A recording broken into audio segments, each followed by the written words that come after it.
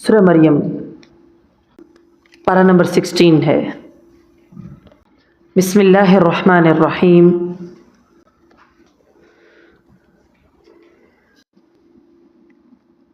حضرت ام سلمہ فرماتی ہیں کہ حبشہ کے بادشاہ نجاشی نے، جو عیسائی تھا، حضرت جعفر بن ابی طالب سے کہا، جو کتاب محمد صلی اللہ علیہ وسلم پر نازل ہوئی ہے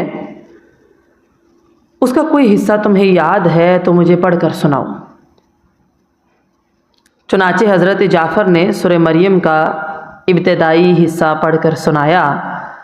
اللہ کی قسم اسے سن کر نجاشی رونے لگا، حتیٰ کہ اس کی داڑھی تر ہو گئی، اور جتنے پادری اس کے پاس بیٹھے تھے وہ بھی رونے لگے، یہاں تک کہ ان کی کتابیں تر ہو گئیں۔ پھر نجاشی نے کہا، ان ھذا واللہ، اللہ کی قسم، والذی جاء بہ موسیٰ لیخرج من مشکاۃ واحدۃ، یہ کلام اور وہ کلام جو موسیٰ علیہ السلام لے کر آئے ایک ہی مشکات یعنی ایک ہی روشنی کے طاق سے نکل رہا ہے۔ کاف ہا یا عین صاد، کاف ہا یا عین صاد حروف مقطعات ہیں۔ معنی اللہ تعالیٰ کو معلوم ہے۔ ذکر رحمت ربک عبدہ زکریا، تیرے رب کی اپنے بندے زکریا پر رحمت کا ذکر ہے۔ یہاں ھذا محذوف ہے، یعنی یہ تیرے رب کی اپنے بندے زکریا پر رحمت کا ذکر ہے۔ رحمت سے مراد یہاں زکریا علیہ السلام کی دعا قبول کرنا اور انہیں سخت بڑھاپے اور بیوی بانجھ ہونے کے باوجود یحییٰ علیہ السلام جیسا عظیم مرتبے والا بیٹا عطا فرمانا ہے۔ حضرت ابو ہریرہ رضی اللہ تعالیٰ عنہ سے روایت ہے کہ نبی مکرم صلی اللہ علیہ وسلم نے فرمایا،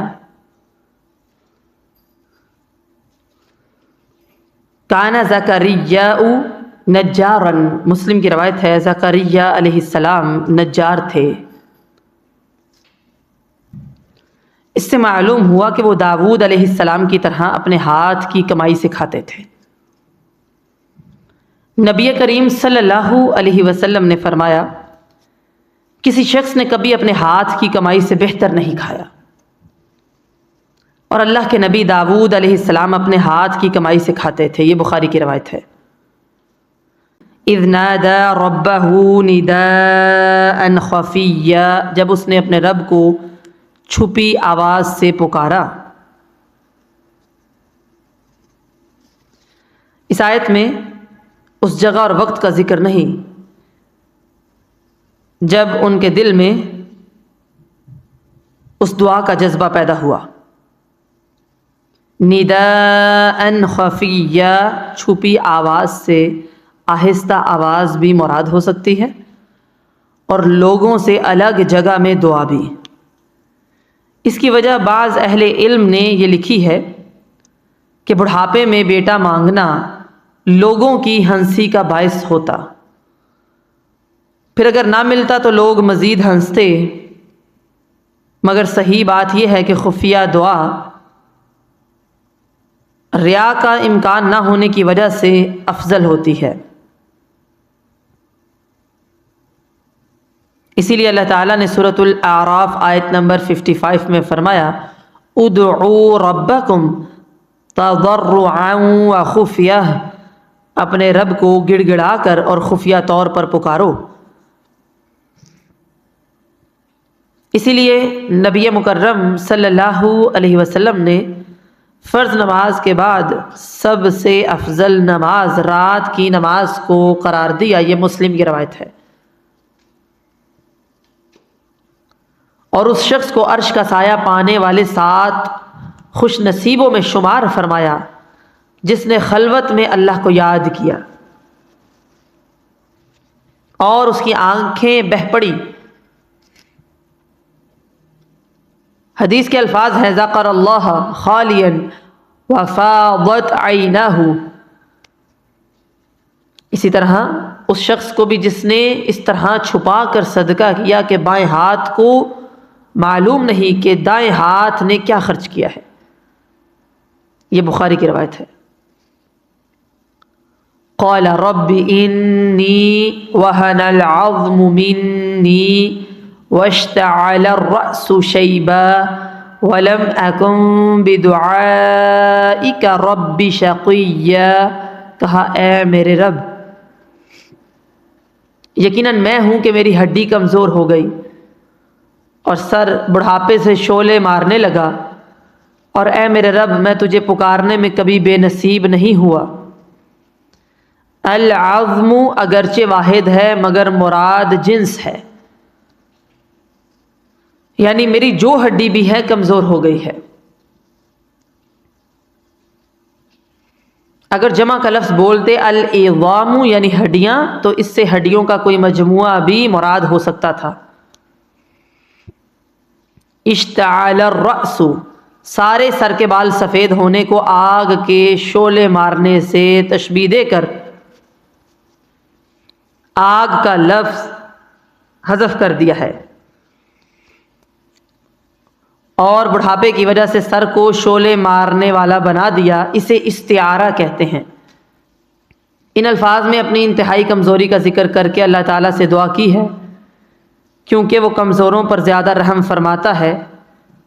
یہ دعا کے آداب میں سے ایک ادب ہے۔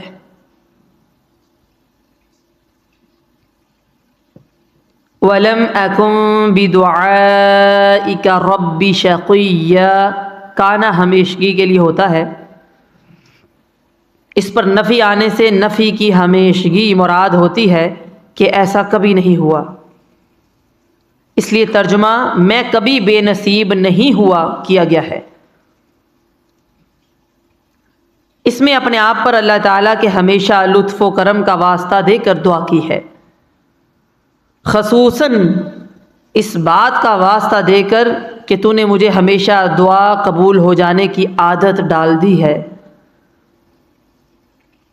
کیونکہ اللہ تعالیٰ کے اسماء اور صفات کا ذکر کر کے دعا کرنا بھی دعا کے آداب میں شامل ہے۔ جیسے سورۃ الفاتحہ میں پہلے اللہ تعالیٰ کی تعریف کی گئی ہے۔ سورۃ الاعراف آیت نمبر 180 میں اللہ تعالیٰ نے فرمایا وَلِلَّهِ الْأَسْمَاءُ الْحُسْنَى فَادْعُوهُ بِهَا، اور سب سے اچھے نام اللہ ہی کے ہیں سو اسے ان کے ساتھ پکارو۔ وَإِنِّي خِفْتُ الْمَوَالِيَ مِنْ وَرَائِي وَكَانَتِ امْرَأَتِي عَاقِرًا فَهَبْ لِي مِن لَّدُنكَ وَلِيًّا، اور بے شک میں اپنے پیچھے قرابت داروں سے ڈرتا ہوں اور میری بیوی شروع سے بانجھ ہے، سو مجھے اپنے پاس سے ایک وارث عطا کر۔ الموالی یا مولا کی جمع ہے۔ یہاں مراد قریبی رشتہ دار اور چچا کے بیٹے ہیں جو اولاد نہ ہونے کی صورت میں وارث بنتے ہیں۔ مطلب یہ ہے کہ مجھے ان میں سے کوئی شخص ایسا نظر نہیں آتا جو اس لائق ہو کہ میرے مرنے کے بعد بنی اسرائیل کی رہنمائی کا فریضہ سر انجام دے سکے، میرا اور آل یعقوب کا علمی اور عملی وارث بنے، جس سے تبلیغ کا اور دین پر عمل کا سلسلہ جاری رہے، بلکہ مجھے تو خطرہ ہے کہ یہ دین کو بگاڑ دیں گے۔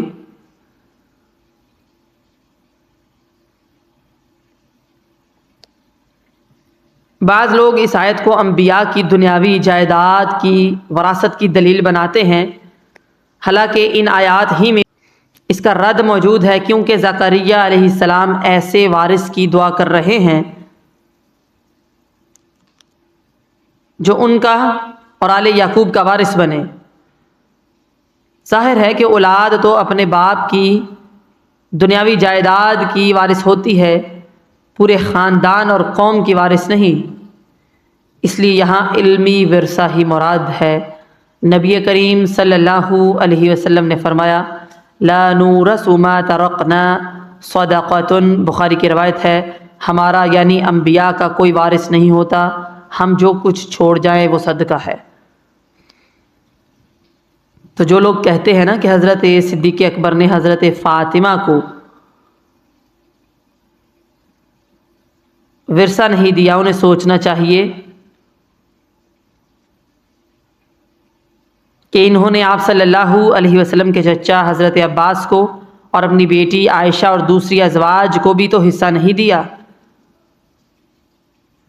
اور دلیل کے طور پر یہ جو میں نے حدیث پڑھی ہے یہ پڑھی گئی۔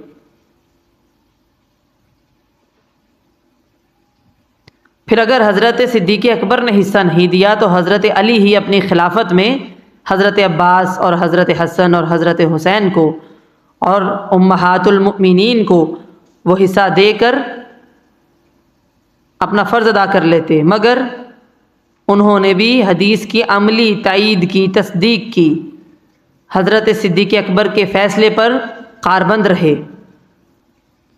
وَكَانَتِ امْرَأَتِي عَاقِرًا، وہ ہے جس کے ہاں اولاد نہ ہوتی ہو۔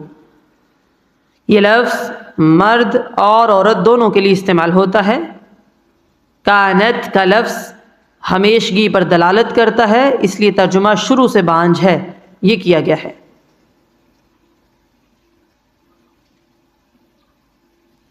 اتنے اصرار سے اپنی ضرورت بیان کرنے کے بعد اللہ سے دعا کی کہ اللہ مجھے وارث عطا کر جو نبوت کا، علم کا وارث بنے۔ یرثنی ویرث من آل یعقوب واجعلہ رب رضیا، جو میرا وارث بنے اور آل یعقوب کا وارث بنے، اور اے میرے رب اسے پسند کیا ہوا بنا۔ رضیا فعیل بمعنی مفعول ہے، مطلب پسند کیا ہوا، یعنی وہ اللہ تعالیٰ اور لوگوں سب کا پسندیدہ ہو۔ اللہ جسے پسند کر لے لوگ بھی اس سے محبت کرتے ہیں۔ بخاری کی روایت ہے، نبی مکرم صلی اللہ علیہ وسلم نے فرمایا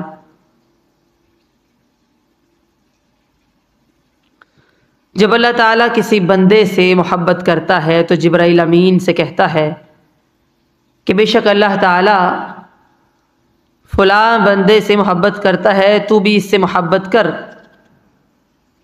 تو جبرائیل امین بھی اس سے محبت کرتے ہیں۔ پھر جبرائیل علیہ السلام آسمان والوں میں اعلان کرتے ہیں کہ اللہ تعالیٰ فلاں شخص سے محبت کرتے ہیں، سو تم بھی اس سے محبت کرو۔ تو آسمان والے اس سے محبت کرتے ہیں، پھر اس کے لیے زمین میں قبولیت رکھ دی جاتی ہے۔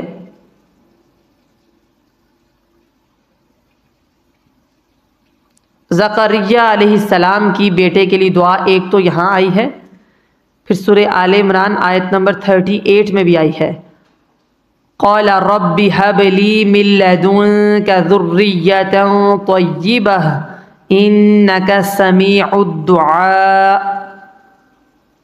کہا ہے میرے رب مجھے اپنے پاس سے ایک پاکیزہ اولاد عطا فرما، بے شک تو ہی دعا کو بہت سننے والا ہے۔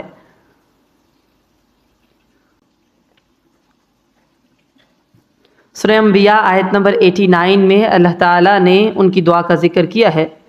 وَزَكَرِيَّا إِذْ نَادَى رَبَّهُ رَبِّ لَا تَذَرْنِي فَرْدًا وَأَنْتَ خَيْرُ الْوَارِثِينَ، اور زکریا علیہ السلام کو جب اس نے اپنے رب کو پکارا، اے میرے رب مجھے اکیلا نہ چھوڑ، اور تو ہی سب وارثوں سے بہتر ہے۔ تینوں جگہ ہی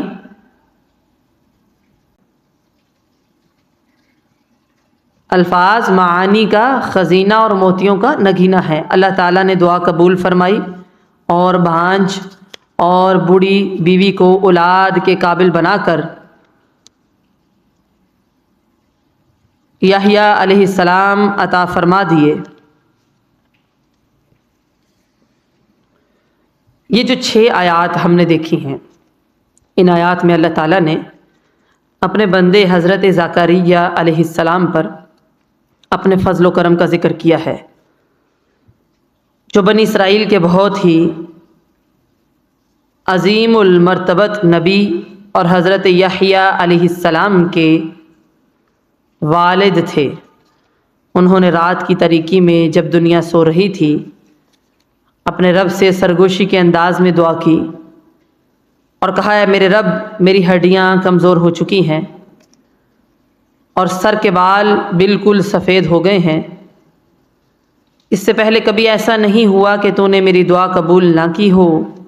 اے میرے مالک، میرے بعد میری قوم کی بھاگ دوڑ میرے جن رشتہ داروں کے ہاتھ میں جائے گی وہ اس لائق نہیں ہے کہ ان پر بھروسہ کیا جائے، ان میں سے کوئی ایسا نہیں ہے جو دعوت اور تبلیغ کا کام جاری رکھ سکے۔ مجھے ڈر ہے کہ وہ لوگ میرے دعوت کے مقصد کو نقصان دیں گے، میری بیوی تو بانجھ ہے، اس لیے محض تو اپنے فضل و کرم سے مجھے ایک لڑکا عطا فرما جو علم، نبوت اور دعوت اور تبلیغ کے کاموں میں میرا اور خاندان یعقوب کے دیگر انبیاء کا وارث بنے۔ اور اے میرے رب، تو اسے بلند اخلاق اور کردار والا بنا۔ اے میرے اللہ، تو ہمیشہ میری دعا قبول فرماتا رہا ہے، میں نے جب بھی تجھ سے مانگا تو نے مجھے کبھی محروم نہیں کیا۔ نبی مکرم صلی اللہ علیہ وسلم نے فرمایا، اللہ تعالیٰ فرماتا ہے کہ میں اپنے بندے کے گمان کے مطابق اس کے ساتھ ہوں جو وہ میرے متعلق رکھتا ہے، سو جب بھی وہ مجھے یاد کرتا ہے تو میں اس کے ساتھ ہوں، بس جب وہ مجھے اپنے دل میں یاد کرتا ہے تو میں بھی اسے اپنے نفس میں یاد کرتا ہوں، اور جب وہ مجھے کسی مجلس میں یاد کرتا ہے تو میں اسے اس سے بہتر فرشتوں کی مجلس میں یاد کرتا ہوں۔ یہ بخاری کی روایت ہے۔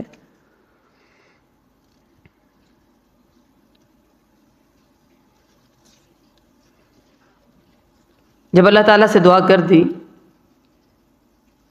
تو اللہ تعالیٰ نے ان کی دعا قبول فرما لی اور کہا، یا زکریا انا نبشرک بغلام اسمہ یحییٰ لم نجعل له من قبل سمیا۔ اے زکریا، بے شک ہم تجھے ایک لڑکے کی خوشخبری دیتے ہیں جس کا نام یحییٰ ہے، اس سے پہلے ہم نے اس کا کوئی ہم نام نہیں بنایا۔ یعنی اے زکریا، ہم آپ کو ایک لڑکے کی خوشخبری دیتے ہیں جس کا نام یحییٰ ہوگا، اور یہ نام اس سے پہلے کسی کا نہیں تھا۔ سورہ آل عمران آیت نمبر 39 میں یہ مضمون آیا ہے، فَنَادَتْهُ الْمَلَائِكَةُ وَهُوَ قَائِمٌ يُصَلِّي فِي الْمِحْرَابِ أَنَّ اللَّهَ يُبَشِّرُكَ بِيَحْيَىٰ مُصَدِّقًا بِكَلِمَةٍ مِّنَ اللَّهِ وَسَيِّدًا وَحَصُورًا وَنَبِيًّا مِّنَ الصَّالِحِينَ۔ تو فرشتوں نے اسے آواز دی جب کہ وہ عبادت خانے میں کھڑا نماز پڑھ رہا تھا کہ بے شک اللہ تجھے یحییٰ کی بشارت دیتا ہے جو اللہ کے ایک کلمے عیسیٰ علیہ السلام کی تصدیق کرنے والا اور سردار اور اپنے آپ پر بہت ضبط رکھنے والا اور نبی ہوگا، وَنَبِيًّا مِّنَ الصَّالِحِينَ، اور نبی ہوگا نیک لوگوں میں سے۔ یہ بشارت دوران نماز ہی فرشتوں کے ذریعے سے مل گئی تھی۔ سورہ آل عمران آیت نمبر 39 میں یحییٰ علیہ السلام کی فضیلت 2 پہلوؤں سے بیان کی گئی ہے۔ ایک یہ کہ ان کا نام اللہ تعالیٰ نے خود رکھا، سبحان اللہ۔ دوسرا یہ کہ ان کا نام ایسا رکھا جو اس سے پہلے کسی کا نہیں تھا۔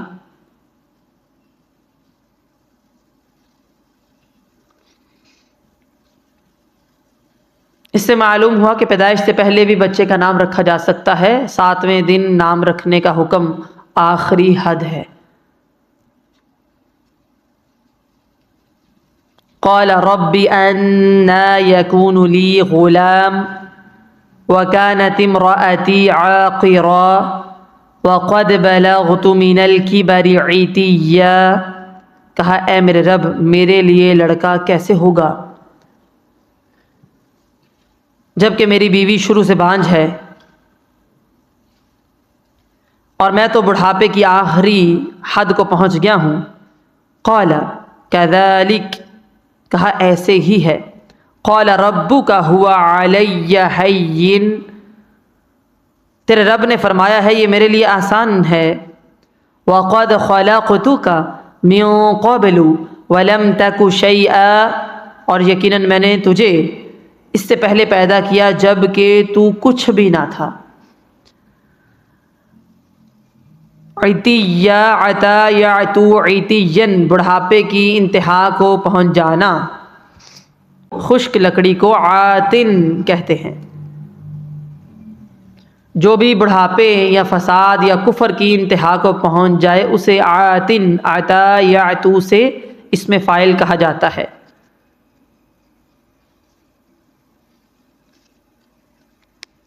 یہاں خیال پیدا ہوتا ہے کہ خود ہی دعا کی، پھر یہ پوچھنے کا کیا مطلب ہے کہ میرے لیے لڑکا کیسے ہوگا؟ جواب اس کا یہ ہے کہ زکریا علیہ السلام نے یہ سوال عام دستور کے خلاف بیٹے کی خوشخبری سن کر مزید اطمینان حاصل کرنے کے لیے غیر اختیاری طور پر کیا. اس کے علاوہ یہ سوال بے پناہ خوشی اور تعجب کے اظہار کی ایک شکل بھی ہو سکتا ہے. یعنی انوکھی چیز مانگنے پر تعجب نہ ہوا کہ اللہ کی قدرت دیکھی، جب سنا کہ مل جائے گی تب تعجب کیا کہ مجھے ملے گی.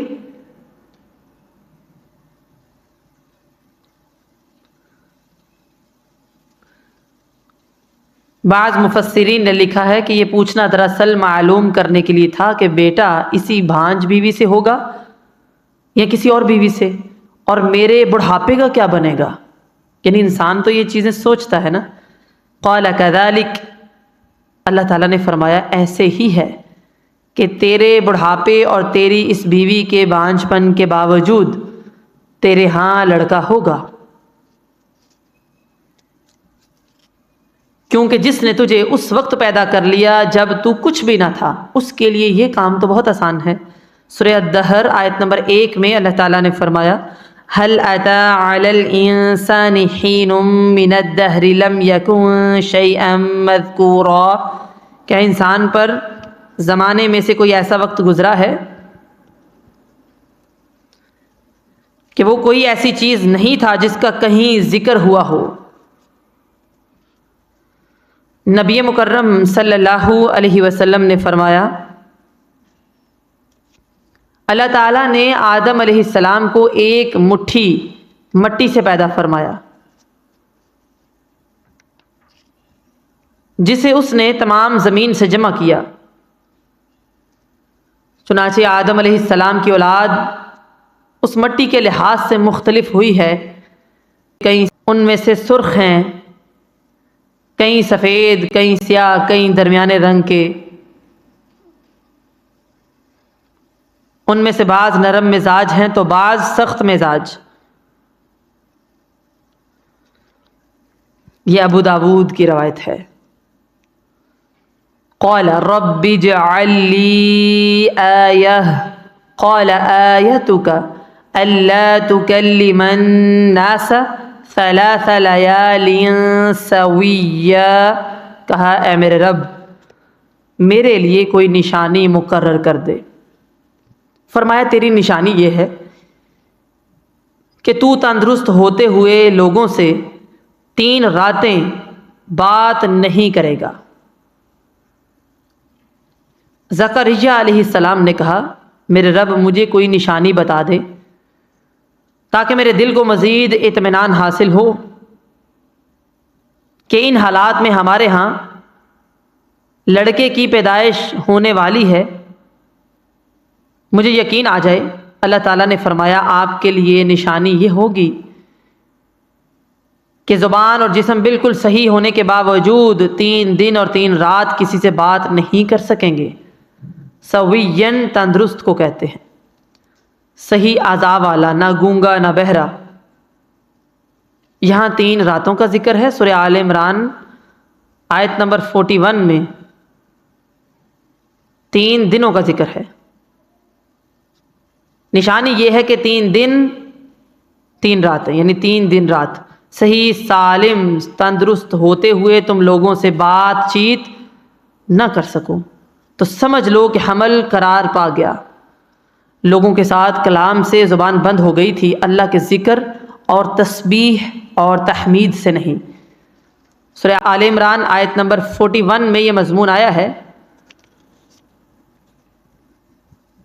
آیتک الا تکلم الناس 3 ایام الا رمزا واذکر ربک کثیرا وسبح بالعشی والابکار۔ تیری نشانی یہ ہے کہ تو 3 دن لوگوں سے بات نہیں کرے گا مگر کچھ اشارے سے، اور اپنے رب کو بہت زیادہ یاد کر اور شام اور صبح تسبیح کر۔ فخرج على قومه من المحراب فأوحى إليهم أن سبحوا بكرة وعشيا، تو وہ عبادت خانے سے نکل کر اپنی قوم کے پاس آیا، بس انہیں اشارے سے کہا کہ پہلے اور پچھلے پہر تسبیح کرو۔ یعنی جب زکریا علیہ السلام کی آواز بند ہو گئی، محراب سے نکل کر فوراً اپنی قوم کے پاس آئے اور ان سے اشارے کی زبان میں کہا تم لوگ صبح و شام اللہ کی تسبیح تحمید میں مشغول ہو جاؤ۔ المحراب نماز کی جگہ یا وہ کمرہ جس میں وہ عبادت کیا کرتے تھے، یا مسجد، کیونکہ بنی اسرائیل کی مساجد کو محاریب کہا جاتا تھا، کیونکہ وہ ایسے مقامات ہیں جن میں شیطانوں سے حرب جنگ کی جاتی ہے۔ حمل کی نشانی کے طور پر زبان بند ہو گئی تو اشارے سے لوگوں کو پہلے اور پچھلے پہر اللہ تعالیٰ کی تسبیح کا حکم دیا، کیونکہ خود انہیں علامت ظاہر ہونے پر اللہ کی طرف سے یہی حکم تھا۔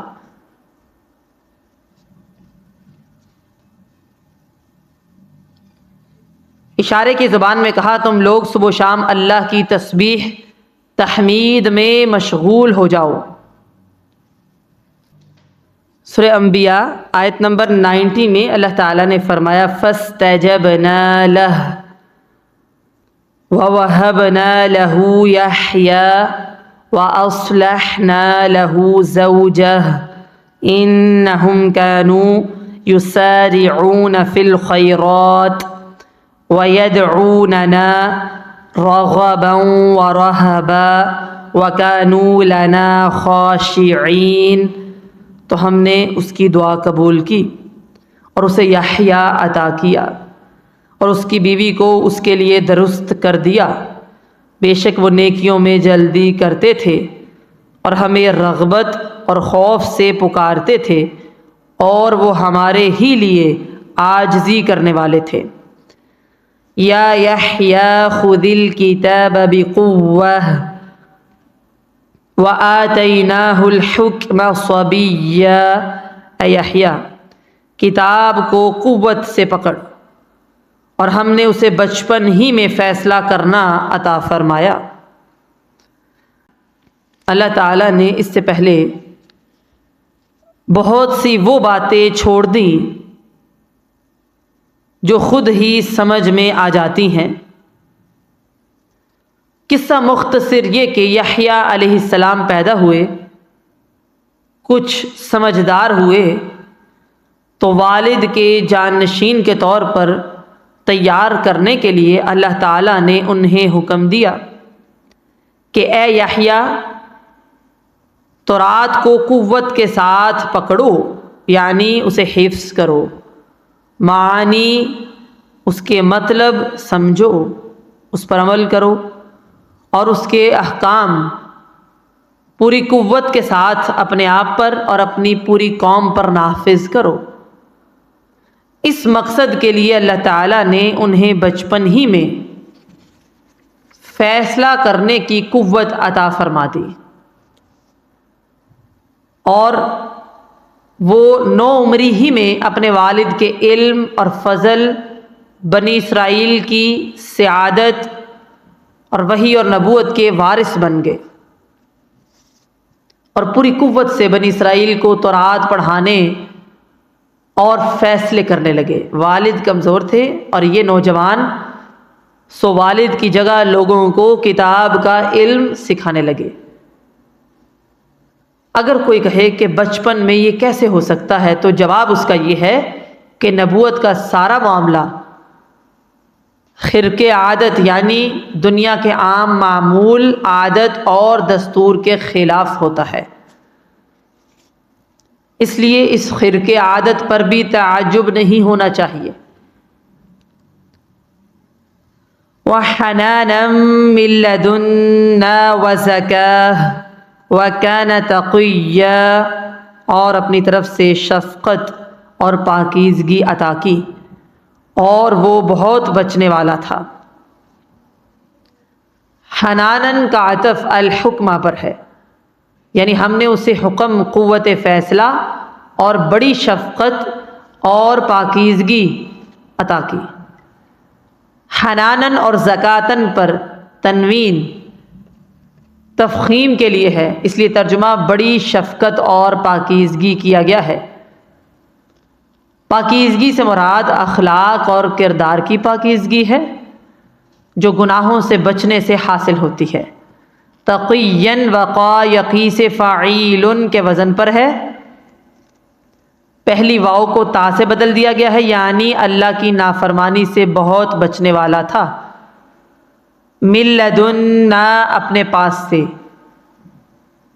یعنی یہ صفات کسی اور سے نہیں ملی، صرف ہمارے پاس سے ملی ہیں،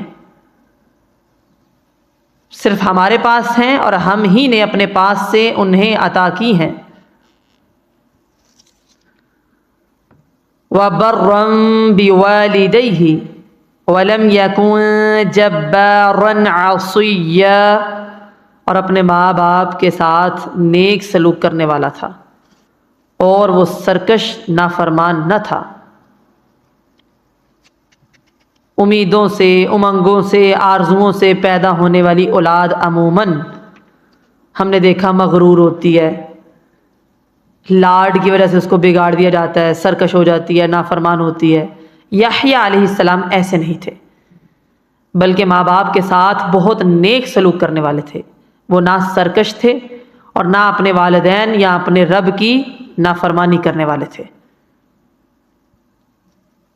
ظاہر یہ ہے کہ عصیًّا عصا یعصی سے فعول کے وزن پر ہے، تعلیل کے بعد عصیًّا بن گیا، فعیل کے وزن پر بھی ہو سکتا ہے، دونوں وزن مبالغے کے لیے ہیں۔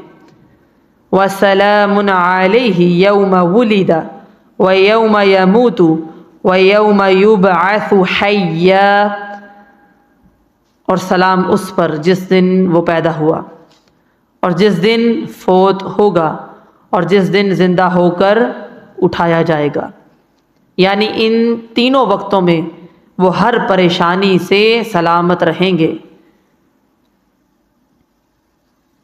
اللہ تعالیٰ جو بندے پر سلام کہے اس کا معنی یہ ہے کہ اس پر کچھ پکڑ نہیں۔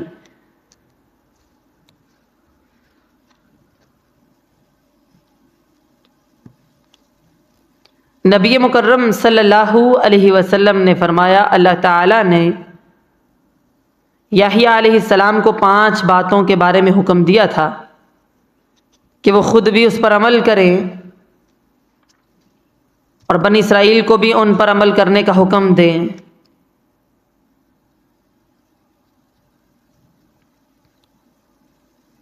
قریب تھا کہ وہ بنی اسرائیل کو نصیحت کرنے میں دیر کر دیتے،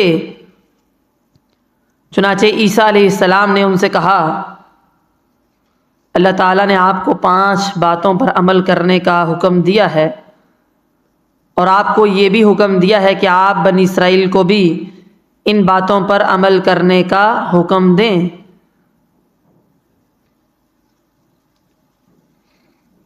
تو اب یا تو آپ بنی اسرائیل کو ان باتوں کا حکم دیں، ورنہ میں ان کو حکم دوں گا۔ یحییٰ علیہ السلام نے فرمایا، اگر تم نے مجھ پر سبقت کی تو مجھے ڈر ہے کہ کہیں میں دنسا نہ دیا جاؤں اور مجھ پر عذاب نہ نازل ہو جائے۔ الغرض، یحییٰ علیہ السلام نے بنی اسرائیل کو بیت المقدس میں جمع کیا۔ جب پوری مسجد بھر گئی تو باقی لوگ اونچے مقامات پر بیٹھ گئے۔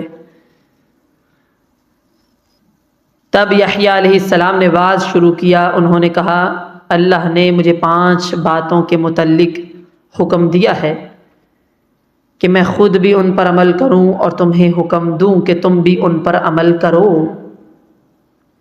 ان میں پہلا حکم یہ ہے کہ اللہ کی عبادت کرو اور اس کے ساتھ ذرا سا بھی شرک نہ کرو، کیونکہ جس نے اللہ کے ساتھ شرک کیا تو اس کی مثال اس آدمی جیسی ہے جو اپنے خالص مال یعنی سونے یا چاندی سے کوئی غلام خریدے، پھر اس سے کہے کہ یہ میرا گھر ہے اور یہ میرا کام ہے، لہٰذا میرے لیے کام کرتے رہو اور اس کا معاوضہ مجھے ادا کرتے رہو، تو وہ عمل کرے اور اپنے آقا کے علاوہ دوسرے کو اس کا معاوضہ ادا کرے، تو تم میں سے کون اس بات کو پسند کرتا ہے کہ اس کا ایسا غلام ہو؟ اور بے شک اللہ تعالیٰ نے تمہیں نماز کا حکم دیا ہے، لہٰذا جب تم نماز کے لیے کھڑے ہو جاؤ تو ادھر ادھر نہ دیکھو، اس لیے کہ اللہ تعالیٰ اپنا چہرہ اپنے بندے کے چہرے کی طرف متوجہ رکھتا ہے جب تک وہ بندہ نماز پڑھتا ہے اور ادھر ادھر نہیں دیکھتا۔ اور اللہ تعالیٰ تمہیں روزوں کا حکم دیتا ہے تو روزہ دار کی مثال اس شخص جیسی ہے جو کسی جماعت میں ہو اور اس کے پاس ایک تھیلی ہو،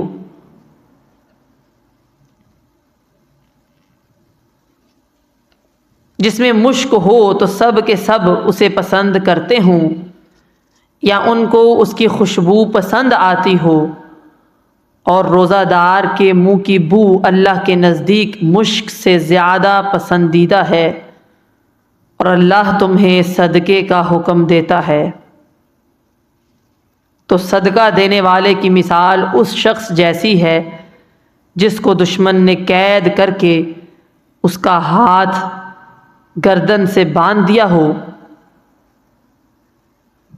پھر اس کو اس کی گردن مارنے کے لیے آگے کیا ہو، تو اس وقت وہ کہے کہ میں قلیل یا کثیر مال سے اپنے نفس کا فدیہ دیتا ہوں، پھر وہ اپنے نفس کا فدیہ دے اور بچ جائے۔ اور اللہ تعالیٰ نے تمہیں حکم دیا ہے کہ اس کا ذکر کیا کرو۔ ذکر کرنے والے شخص کی مثال اس شخص جیسی ہے جس کے پیچھے دشمن دوڑتا ہوا نکل آئے، تو وہ جلدی سے قلعے کے پاس پہنچے اور اپنی جان بچا لے۔ بندہ اپنے نفس کو کسی بھی ذریعے سے شیطان سے نہیں بچا سکتا سوائے اللہ کے ذکر کے ذریعے سے۔ یہ ترمذی کی روایت ہے۔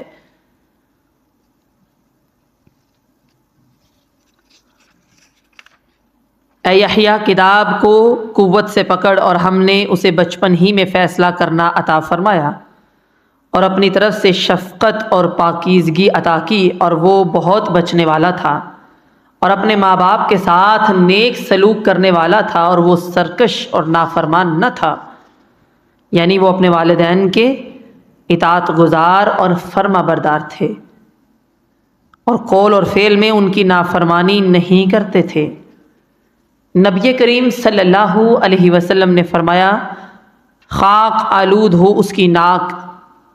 یہ بات 3 دفعہ کہا گیا، اللہ کے رسول صلی اللہ علیہ وسلم کس کی؟ فرمایا، جو اپنے ماں باپ دونوں کو یا ان میں سے ایک کو بڑھاپے کی حالت میں پائے پھر جنت میں نہ جائے۔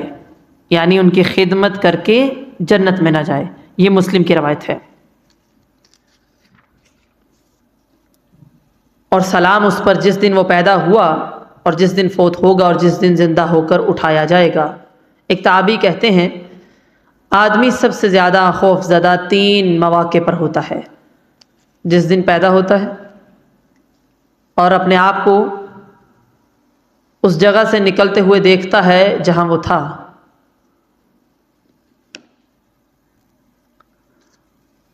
اور جس دن فوت ہوتا ہے اور ایسے لوگوں کو دیکھتا ہے جنہیں اس نے نہیں دیکھا تھا، اور جس دن وہ زندہ کیا جائے گا اور اپنے آپ کو بہت بڑے محشر میں دیکھے گا، یعنی اکٹھ میں. اللہ تعالیٰ نے ان تینوں وقتوں میں یحییٰ بن زکریا ان کو عزت بخشی اور انہیں سلامت رکھنے کی خاص نعمت عطا فرمائی.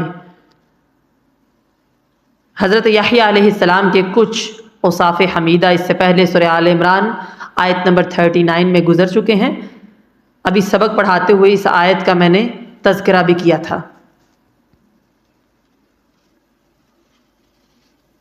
دعا کی اہمیت سمجھ میں آتی ہے. اللہ تعالیٰ پر کامل یقین، دعا کے آداب، اور جو اولاد مانگی ہے اس میں کیسے اوصاف مانگے ہیں اور پھر اللہ تعالیٰ نے کس قدر انعامات عطا کیے ہیں.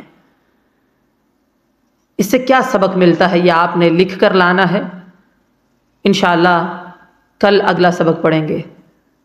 اللہ تعالیٰ کہنے اور سننے سے زیادہ عمل کی توفیق عطا فرمائے. سبحانک اللہم و بحمدک نشہد ان لا الہ الا انت نستغفرک و نتوب الیک. والسلام علیکم ورحمۃ اللہ وبرکاتہ.